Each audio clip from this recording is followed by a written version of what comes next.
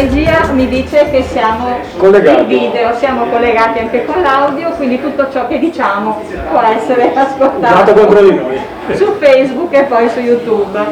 Allora, buonasera, ben ritrovati a tutti gli amici di Maestreia. Dietro la telecamera c'è Chicco Brunello e poi c'è anche Andrea Sperandio, che però ha detto che non ritiene opportuno parlare, quindi faccio tutto io oggi. Andrea, benissimo. Spero che si senta nonostante la museruola. Allora, questo doveva essere il secondo incontro della nostra rassegna primaverile, perché dovevamo cominciare il 26 di marzo con il bel romanzo di Cristina Gregorin, L'ultima testimone, ma come sapete eravamo in zona rossa e quindi abbiamo dovuto spostarlo verso la fine del ciclo. Quindi il nostro primo incontro oggi è con Federico Riccato, che ci ha portato questo romanzo Spigola o Agnello, che è il suo primo romanzo dopo una serie di racconti. Sì. Allora, intanto cominciamo a conoscerlo, Federico Riccato, che è mestrino doc, perché è nato a Mestre nel 1976 e vive e opera tuttora a Mestre. Allora, scrive, quindi ama la lettura ed è un romanziere, uno scrittore di racconti, però in realtà ha fatto studi scientifici, perché ha conseguito un dottorato di ricerca in scienze ambientali presso l'Università di Venezia, dove ha fondato una piccola società che opera nel campo dell'ecologia applicata. Dicevamo che è un appassionato lettore e questo lo si percepisce leggendo quello che scrive. Il romanzo è pubblicato da Bonpiani, ecco qua, questa è la copertina, la vedete? Dal colore verde acqua, il verde della laguna direi. Sì, è un verde. L'avete scelto e c'è questo animale, questo coniglio, tra l'altro, che corre. Sì, è una lepre in realtà. Una lepre. Sì, è una lepre. Allora, il primo disagio il lettore lo ha subito dalla copertina, che credo. È inquietante, no? È inquietante, è un disegno di Erika Il Cane, che è un famosissimo writer, e già il titolo Spigola o Agnello parla di due animali, mettiamo in copertina un terzo animale. Infatti è stato uno dei dubbi che avevo quando me l'hanno presentata, quando dovevo dire sì o no, se mi piaceva o non mi piaceva. E quando mi è stata spiegata ho detto oggettivamente ci sono dei collegamenti con il testo, perché questa lepre che è in copertina è scarnificata parzialmente, e in realtà quindi ha una sorta di dualismo all'interno, no? È morbida perché ha il pelo morbido, ma è anche osso e anche secco, e questa sorta di bipolarismo poi c'è anche nel testo, e quindi alla fine ho detto va bene. E per quanto riguarda la finitura, a me è piaciuta molto, mi ricordava delle edizioni longanesi vecchie che aveva mia nonna a casa, dove ho incominciato a leggere. Pelata, no? Sì, un po'. Sì, nonostante sia economico, nel senso che il costo di copertina tutto sommato è basso. È molto elegante. Sì, la trovo molto elegante. Sono stato fortunato. Beh, insomma, poi pubblicare con Bonpiani il primo romanzo non è da tutti. È per quello che ho detto che sono stato fortunato. Allora, dunque vediamo un po' di più così dentro questo romanzo. Allora, intanto devo dire che mi ha colpito molto l'incipit, perché è veramente travolgente. Questo romanzo si apre con un amplesso, un uomo e una donna che fanno l'amore in modo talmente invasivo, invadente, appassionato, travolgente, da rotolare giù per le scale e arrivare in un fossato. Quindi è molto curioso e chi legge dice ma dove stiamo andando, cosa succede? E questo amplesso darà vita al protagonista, Felice, protagonista del romanzo. Il titolo, e poi andremo un po' più dentro la parola spigola o agnello, però lo diremo dopo, il titolo si riferisce al fatto che la nonna del nascituro in quel momento è al mercato e deve decidere cosa comprare per il pranzo, per la cena, se appunto pesce o carne. Anche questo è molto simbolico, poi vedremo il perché. Allora, questo Felice, che nasce brutto, con un biglietto in mano con il numero 3, che anche questo è molto curioso, mi ha molto incuriosito. Si può dire qualcosa? Perché poi ci sono delle scoperte, delle sorprese che è meglio non rivelare, però qualcosa dobbiamo dirla. Sì, sì, assolutamente. E Felice assomiglia abbastanza a me, diciamo, in questo c'è un po' di autobiografia. Felice è un uomo che nasce con quasi tutte le carte in regola, cioè ha tutte delle buone possibilità, però non sono buonissime, cioè non ha in mano l'asso vincente. Esatto, il gioco vincente, il poker, ha delle buone carte. Queste carte se le deve giocare e ahimè probabilmente si può dire o non imbocca la strada giusta o imbocca una strada che lo porta a giocare contro qualcuno che ha una mano più forte della sua, e per cui così resta un po' scottato da questa vita, però nasce felice, nel senso che il omen nomen, no? In questo caso è proprio, come dire, è una buona persona, è allegro, è spensierato, ha soltanto questa sfortuna di non riuscire a sfondare grazie alle carte che ha in mano, e poi, come dire, gli capita dell'altro, ecco. Mi capitano molte cose, molte avventure, molte brutte avventure anche. Allora, diciamo che il surrealismo di questa prima scena, che poi si ripeterà anche in altre, perché il libro è molto ironico, ha anche un umorismo nero piuttosto forte, che mi ha incuriosito parecchio. Diciamo che però ha degli elementi di realismo piuttosto forti, come per esempio la descrizione dell'ambiente universitario, perché il nostro Felice è il ricercatore, però da ben 6 anni è ricercatore con un assegno veramente da miseria, e purtroppo questo numero 3 che ha in mano significa che il suo docente gli comunica che ci vorranno molti anni prima che lui possa sperare di avere un contratto a tempo indeterminato, e quindi lo lascia nello sconforto più assoluto, perché ormai è un adulto e non sa che cosa fare della sua vita. Quindi il mondo accademico è descritto in modo molto realistico, bisogna dire la verità, perché è così. E tra l'altro la cosa anche molto divertente, qui si torna sul surreale, è l'incarico che aveva e che mantiene il nostro Felice, che è quello di andare con i pescatori, di guardare cosa pescano in laguna e di scrivere i tipi di pesci che tirano su dall'acqua. Questa è una cosa, ma esiste veramente una cosa del genere? Sì, e non mi chieda se l'ho fatto e se continuo a farlo. Non glielo chiedo. Sarebbe elegante. Non glielo chiedo. E quindi questo è un incarico piuttosto frustrante, insomma, no? Per chi vuole fare attività scientifica, insomma, si sente non preso in considerazione. Però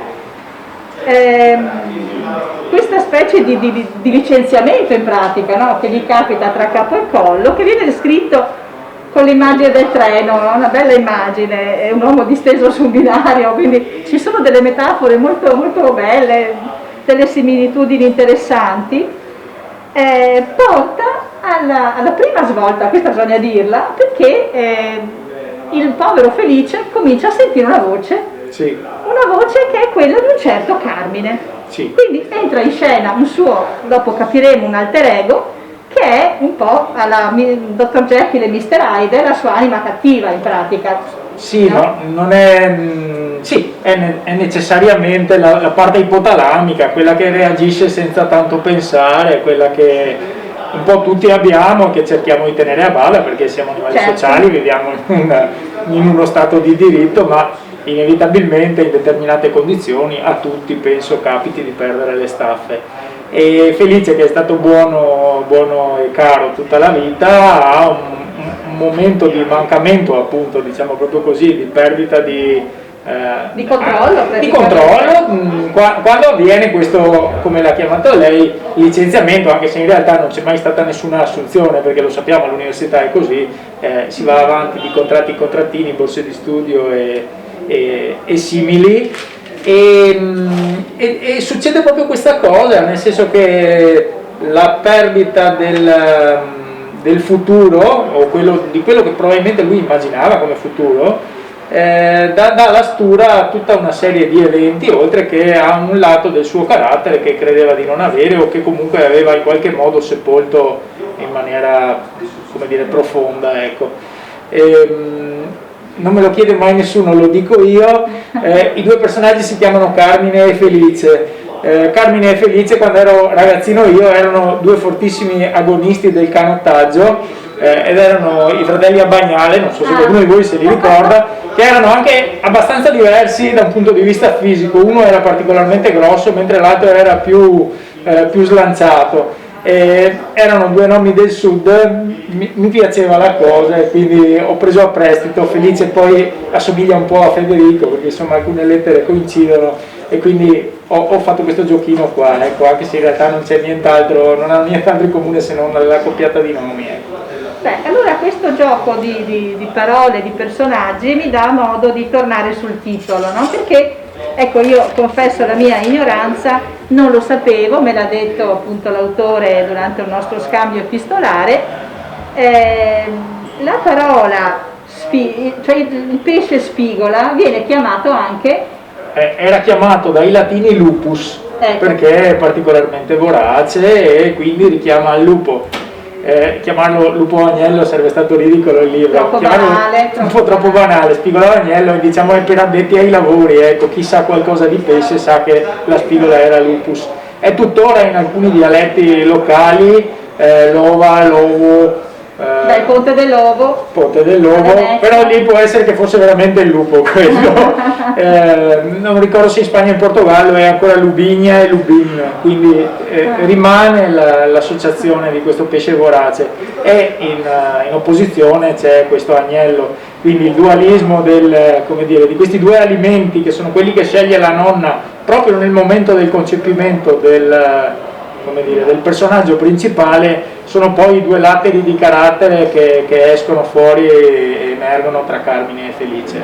Quindi questo dualismo, questo doppio, diciamo, no? Ci sono molti testi nella letteratura mondiale sul doppio in cui si inserisce a tutto buon titolo questo romanzo. Certo. Però Carmine e Felice non sono gli unici due protagonisti, ci sono diversi personaggi che compaiono sulla scena, come per esempio Raul, il pescatore, che è un nato morto, è un miracolato in qualche modo, no? Sì. Ce ne vuole parlare il nostro Riccardo? Facendo il lavoro che ho fatto ho avuto la fortuna, diciamo la propria fortuna, di conoscere un sacco di pescatori lagunari. Allora, quello che vedo io fuori dalla vetrina qui, no? Questa mestre multietnica e, come dire, tutta in fermento, in realtà si affaccia su una pozza di acqua salmastra che è la Laguna di Venezia, che per tante cose è rimasta ferma invece. Il mestiere del pescatore, soprattutto quello con reti da posta in Laguna di Venezia, è un mestiere che è vecchio di svariati secoli e ha avuto veramente poche evoluzioni nel tempo. Sì, le barche sono state motorizzate, sì, le reti non sono più di cotone, sono di nylon, però i principi sono i medesimi.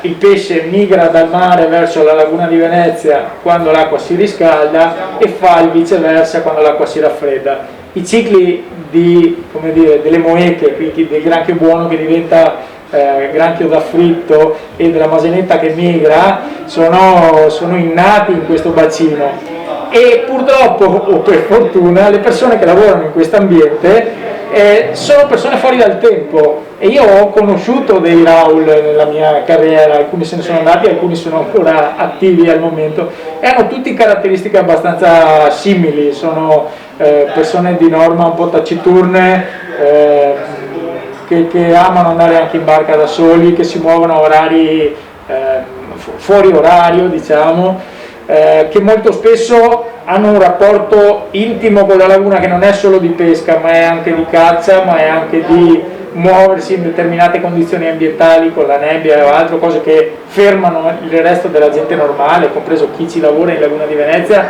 e mentre per loro sono, come dire, lo sfondo. Allora è abbastanza facile, diciamo così, inventare la storia su qualcuno di questi personaggi.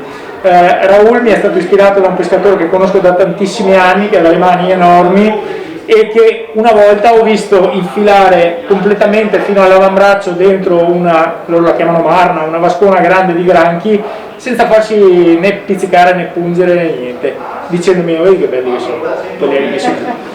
Però il fatto che non lo avessero toccato mi era sembrato una cosa assolutamente mitologica, perché se le infilo io le mani vengo fuori con 7-8 granchi attaccati. E questo ha dato la stura poi al personaggio, che in realtà è un mix di tante cose, oltre che dell'ispirazione datami da lui. Un altro personaggio è Vincenzo, un gioielliere napoletano che tenta di parlare in veneziano, come ne conosciamo tanti, no? Dai 20 anni che sto a Castello, ancora Esatto. di dite che so di giù. E quindi è un personaggio abbastanza, diciamo, comune, no? Nella nostra città. Quasi un cliché a me. Esatto, sì. Ecco, c'è una svolta narrativa che l'autore non gradisce molto venga svelata, quindi cercherò di mantenermi nel vago, ma questo gioielliere ha un ruolo fondamentale nella scelta, ispirata da Carmine, che farà Felice, di uscire, diciamo, dalla sua comfort zone, no? di sfiga, diciamo, per tentare il colpaccio che gli cambia la vita. E diciamo che in questo senso viene evocato un periodo storico che è quello della peste a Venezia, molto importante, molto interessante, e anche dei dettagli rispetto ad alcune valute, insomma, che non si può dire più di tanto. Quindi qui poi comincia una veramente girandola di eventi, di avventure, di avvenimenti che mi hanno fatto un po' pensare ad un Breaking Bad veneto-veneziano, no? Cioè un personaggio anonimo, anche grigio se vogliamo, che per una così scintilla di follia si trova a rotolare, come hanno fatto i suoi genitori quando hanno concepito, a rotolare verso un dirupo senza fine, perché ogni avventura ne porta un'altra e lui non riesce più a gestirla questa situazione. Quindi è molto avvincente, insomma, la trama. Sì, perché una cosa che non abbiamo detto, o meglio è stata detta, cioè c'è il tema del doppio, però mediamente in letteratura il doppio, il buono esclude il cattivo, cioè quando agisce uno l'altro non c'è e viceversa. In questo caso il mio buono e il mio cattivo in qualche modo sono contemporaneamente presenti, dialogano e uno si lascia andare a un certo punto, cioè il buono dice ok, io fin qua, cioè, come dire, mi fido, fai tu, e effettivamente avviene una carambola di eventi dalla quale il cattivo dà un colpo ogni tanto e inesorabilmente si va verso una situazione di, negativa per quello che è il buono, che cerca di tenere le redini finché può, però oggettivamente, come ha detto lei, c'è questa possibilità di una exit strategy dal momento sfortunato, che implica il ritrovamento di qualcosa che non diremo, che può essere monetizzato. Questo qualcosa inevitabilmente porta il nostro buon personaggio a contatto con una mestre non buona, con una serie di personaggi, diciamo, borderline pericolosi, o addirittura criminali e pericolosi, che chiaramente non possono essere buoni compagni di percorso. No, anche perché ci sono pestaggi, risse, un matrimonio molto particolare in cui si trova coinvolto, che è divertente ma inquietante, perché diciamo che questo umorismo nero un po' alla volta diventa sempre più forte, no? E mette inquietudine. Devo dire che in certi momenti mi sono sentita piuttosto partecipe. Ci sono diverse miserie umane messe in luce, esatto. Ecco, magari ridendoci sopra, però ognuno di noi, se si guarda intorno, conosce qualcuno. Altro che, come no, ma anche noi stessi, insomma, possiamo avere, no, delle fantasie, certo, delle volte che un po' per paura, un po' per quieto vivere, un po' perché siamo stati educati bene, non mettiamo in atto. Però insomma l'animo umano è fatto di bianco e di nero e di zone grigie, e quindi questo viene descritto e raccontato molto bene. Quindi è un romanzo visionario, surreale, e ci sono delle pagine anche molto forti di violenza, insomma, ci sono delle scene violente in cui io ho temuto per Felice molto, devo dire, mi sono preoccupata parecchio della sua sorte. E un inseguimento in barca con due guardie che sono due personaggi anche abbastanza così buffi, no? Un po' balenghi. Ci tengo a sottolineare che per quelli non mi sono ispirato a nessuna guardia che realmente conosco. Diciamolo così. Ecco, e quindi insomma è un romanzo particolare, molto originale, devo dire, pure appunto avendo seguito un percorso che in letteratura è stato esplorato, insomma, parecchio, però ha delle piste di originalità, e anche nella sua espressione grafica, come vedete, Le parti in grassetto sono le parti dove Carmine si esprime, quelle invece in carattere normale sono la narrazione che vede che prende il punto di vista di Felice, che è sempre meno felice, bisogna dire. Non sveliamo il finale naturalmente, non vi diciamo come va a finire, se c'è un happy end o no lo dovete scoprire voi leggendolo. Ecco, io mi chiedevo questo, ho letto che prima del romanzo ha pubblicato Federico Riccato dei racconti. Sì, ecco, dal punto di vista della scrittura, che difficoltà ha incontrato dal passaggio tra la forma breve e la forma non lunghissima, perché questo no, è una novella, esatto. Si può definire romanzo breve o racconto lungo, insomma, però comunque non è certo un racconto breve. No. Ecco, come l'ha gestita questa modifica dell'impianto strutturale? In maniera estremamente faticosa per quanto mi riguarda, nel senso che sono un grande amante del racconto breve, che è in realtà qualcosa che in Italia va molto poco. Rubando a qualcun altro la definizione, il racconto breve è guardare dal buco della serratura, non si vede tutto, non si sa cosa è successo prima, non si sa cosa succede dopo, c'è solo una finestrella che può essere molto ben descritta, molto ben dettagliata, però lascia uno spazio enorme al lettore di immaginarsi ma cosa succederà dopo, è morto, è vivo, vissero felici, contenti o no. Cesellare, lavorare bene su un pezzo piccolo, corto, anche di 4.000 battute per intenderci, quindi una pagina, per me è molto più divertente che invece cercare di costruire necessariamente una trama.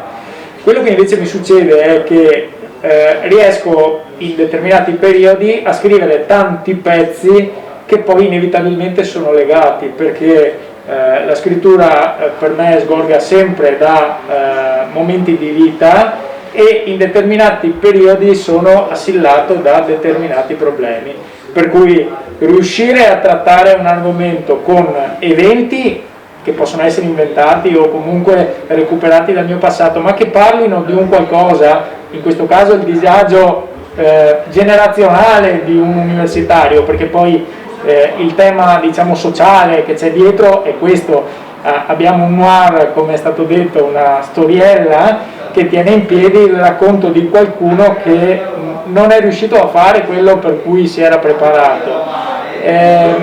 Diventa più facile andare a legare tanti pezzettini. Questo romanzo qui è stato scritto tanto tempo fa, è rimasto per tanto tempo nel cassetto, ma ci sono probabilmente altrettante pagine che non ho utilizzato per montarlo. L'elenco di eventi e di cose che capitano a Felice in realtà sono cose o immaginate o capitate realmente a me, che si riesce a inserire in una trama. Diventa veramente per me difficoltoso riuscire a pensare a scrivere un libro partendo con gli schemi che vengono insegnati, no? Per cui bisogna decidere già dal principio cosa succede, cosa fa, eccetera. No, tutta questa cosa qua non fa per me, tant'è che credo che non riuscirò mai a diventare un grande romanziere. Mentre mi viene più facile, appunto, ecco, in determinati mood legare assieme pezzi anche abbastanza lunghi che ho scritto magari in un arco di tempo non enorme. Ecco. Quindi diciamo che l'idea del romanzo nasce prima dei film Smetto quando voglio. Questo romanzo è stato... Quindi è stato copiato in qualche modo, perché anche là ci sono degli assistenti universitari. Ecco, sì, adesso capito qual è Smetto che quando voglio. Si inventano della produzione di anfetamine. Questo libro è finito nel cassetto nel 2009. Ed è uscito dal cassetto in maniera del tutto roccambolesca, perché mia moglie, parlando sotto l'ombrellone a Lignano, ha conosciuto una persona che faceva il traduttore e gli ha detto: guarda, io faccio solo il traduttore, però se mi vuoi far leggere delle cose, volentieri tuo marito me le può dare. Allora io ho selezionato i 4 racconti più belli, racconti brevi, e questo. Dei 4 racconti mi è stato detto: no, guarda, queste possono essere al massimo delle idee, non valgono niente così come sono, mentre questo possiamo provare a farlo leggere. E andò così. Bene. Quindi gli altri 4 ce li ho ancora nel cassetto. Quindi diciamo che i racconti non sono pubblicati. Ho alcuni racconti perché ho vinto dei concorsi per cui risultano pubblicati su antologie private, esatto, sul web o altro. quando ero studente squadrinato, lo dico senza, come dire, paura di far brutta figura, selezionavo online i concorsi a premi, denaro o altro, e giocavo con i raccontini che avevo. Qualcosa ho vinto, qualche viaggio, qualche buono acquisto libri, eccetera. Così. È un buon modo per farsi leggere, Sì. Io lo consiglio sempre. Ecco. Bene, e c'è qualcosa che bolle in pentola? C'è qualcosa che sta scrivendo? Un nuovo libro? Sì, no, ce n'è uno di già scritto, che in un qualche modo, in un'idea iniziale, voleva essere legato a questo come trilogia, nel senso che lavorativamente parlando io sono legato all'acqua. L'acqua, ahimè, è quella dell'Adriatico, quindi quest'acqua un po' selvastra, un po' malsana, come vogliamo definirla. E ho un primo personaggio che ha le carte in regola ma che non ottiene quello che vuole.